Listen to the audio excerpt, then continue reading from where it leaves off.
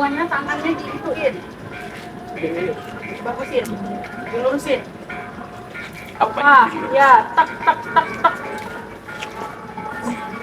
Kak, Eh, dari mana kak? dari belakang tadi. Iya, Lagi acara apa? ini mau latihan, mau ada acara besok kan nih. Oh, ya udah, semangat nih. Kakak beli teh kotak satu. Berapa harganya? 5.000. Andong satu. Weh,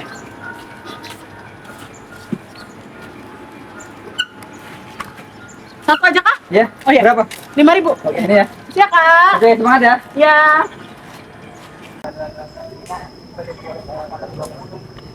Kak, duduk kak. Yuk, yuk. Sendirian aja kamu? Iya kak, lagi cari udah. Yang lain kemana? Lagi di atas ini. Oh, gimana kuliahnya? Alhamdulillah sih kak. Agak pusing dikit. Kamu jurusan apa di sini? Jurusan ekbis kak. Ekbis. Iya. Kebetulan sama kakak. Gimana? Kuat ya ekbis? Alhamdulillah. Pusing dikit. Divisi apa? Divisi kegiatan. Divisi kegiatan. Kegiatan. Kakak ini alumni anggota Kopma ya? Ya, kebetulan kakak dulu itu nih ketua umumnya. Jadi gimana kak rasanya jadi ketua umum? Kalau ngomongin ketua umum, ya, dibilang seneng-seneng, dibilang enggak. Gimana? Mau tahu ceritanya? Eh, Boleh? Nah, jadi ketua umum itu ya, keuntungan yang pertama tuh, pertama kamu dapat mengatur organisasi. Kamu kepilihnya apa, kamu dapat mengatur kepalanya. Kamu ibaratnya kamu jadi kepalanya gitu. Terus kamu juga ya namanya ketua ya, apa dapat nama lah intinya gitu. Jadi dikenal anggota-anggotanya, kamu dikenal intinya gitu. Keren sih kak. Saya Gimana? boleh tanya-tanya nggak sih? Apa lagi? Kan awal terbentuknya Kopma pada tanggal 30 April 2000. Ya. Terus awal mulanya itu dibangunnya karena apa kak? Nah, kalau untuk Kopma memang benar, Kopma kita ini dibentuk di tanggal 30 April tahun 2000. Jadi Kopma kita nih sekarang sudah berumur 20 tahun. Nah, untuk awal terbentuknya dulu itu jadi gini. Beliau berinisiatif untuk membentuk sebuah koperasi mandiri di Politeknik Negeri Lampung karena melihat teman-teman seangkatan yang kesulitan untuk mencari tempat membeli barang-barang kebutuhan kuliah. Dan waktu itu teman-teman juga bingung bagaimana mencari uang tambahan untuk biaya kuliah tetapi tidak menghambat perkuliahan dan waktu untuk belajar. Lalu beliau teringat bagaimana cara Muhammad Hatta mensejahterakan perekonomian masyarakat. Tak hanya itu, beliau juga memikirkan bagaimana mahasiswa mendapatkan bekal pembelajaran, cara menciptakan lapangan kerja sendiri dengan mempelajari usaha-usaha yang ada di Koperasi Mandiri Politeknik Negeri Lampung. Karena beliau melihat banyaknya alumni-alumni mahasiswa yang pengangguran. Pastikan untuk mendirikan organisasi seperti ini tidak mudah ya Kak. Lalu apa sih kendala yang dihadapi pada saat membentuk organisasi UKM Kopma Mandiri Politeknik Negeri Lampung? Nah, jadi dulu itu 1 minggu sebelum Koperasi Polinila ini berdiri, beliau sudah berkeliling dari jurusan ke jurusan lain untuk menawarkan dan mengajak para mahasiswa untuk bergabung ke organisasi Kopma Mandiri. Namun dari sekian banyaknya mahasiswa dari berbagai jurusan, hanya beberapa mahasiswa saja yang berminat untuk bergabung ke Kopma Mandiri Polinela. Terkumpul hanya beberapa mahasiswa dan minimnya modal, beliau memberanikan diri untuk mendirikan UKM Kopma Mandiri Polinela. Lalu beliau dan calon anggota Kopma Mandiri melakukan rapat. Dan rapat itu membahas tentang pembentukan Kopma Mandiri yang fiksasi pada tanggal 30 April tahun 2000.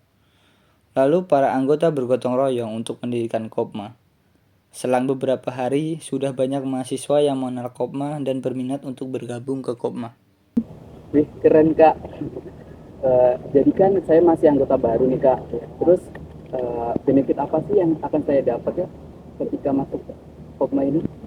Nah, jadi sedikit kakak kasih gambaran apa yang kamu dapetin ketika kamu bergabung bersama UKM Kopma Mandiri.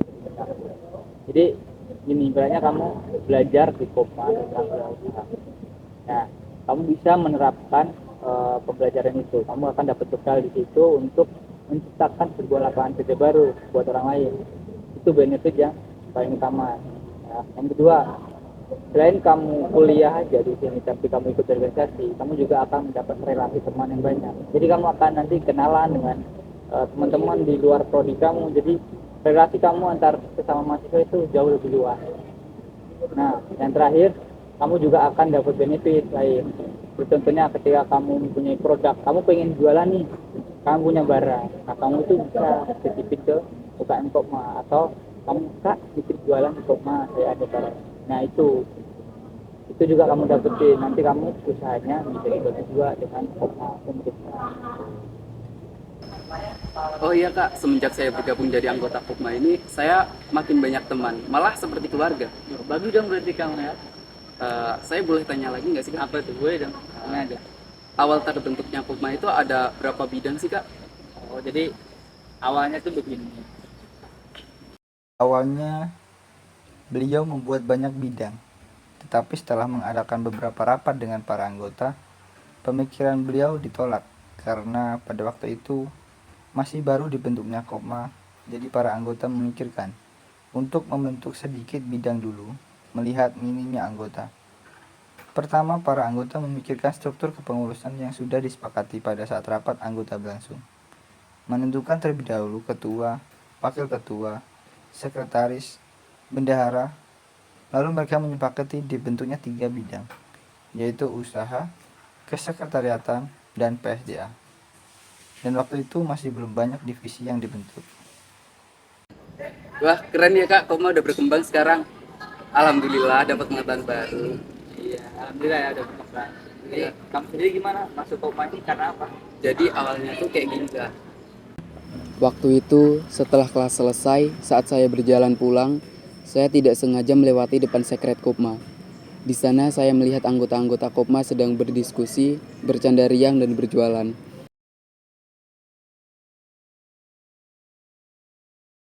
Mereka pun saling berbagi dan saling bertukar pendapat. Dan saat itu pula, saya terpacu pada salah satu anggota Kopma yang ekstrovert. Saya langsung berpikir, bagaimana saya bisa merubah sikap saya dan kepribadian saya menjadi ekstrovert seperti salah satu anggota Kopma yang saya lihat. Saya berinisiatif dan mempercayakan diri, mengikuti Kopma Mandiri sebagai wadah untuk merubah sikap saya. Jadi gimana kamu ini, cara kamu merubah kepribadian kamu jadi seperti sekarang? Jadi dulu tuh waktu awal masuk kuliah, saya berpikir, jika saya menjadi anggota pasif, tidak akan ada perubahan pada diri saya. Maka dari itu, saya mulai memberanikan diri merubah kepribadian saya. Dimulai dari saya sering datang ke sekret, berkumpul dengan anggota yang berbeda divisi. Nah, ketika kita berkumpul dan mengobrol, pasti kita akan mendapatkan inovasi-inovasi yang belum pernah kita dapat. Dan saya mulai berani membuka suara ketika ada event atau semacamnya. Saya memberanikan diri. Saya ikut menjadi bagian dari kepanitiaan. Dan juga saya di Kopma belajar public speaking dengan cara saya mengajukan diri menjadi MC dan juga moderator. Nah, dari situlah sedikit demi sedikit kepribadian saya mulai berubah. Nah, kamu tuh udah dapet kan apa yang kamu inginkan. Ada lagi gak sih selain yang kamu jelasin tadi, apa yang kamu dapat dari setelah kamu gabung di UKM Kopma ini? Iya kak, selain kepribadian saya berubah, saya juga mendapat relasi yang baik, banyak teman, mendapatkan cuan, terutama rasa keluarga juga sih kak. Wah, keren sih, keren. Masuk Kopma gak cuma pengen ikut organisasi aja, tapi kamu nyari keuntungannya. Iya kak, alhamdulillah.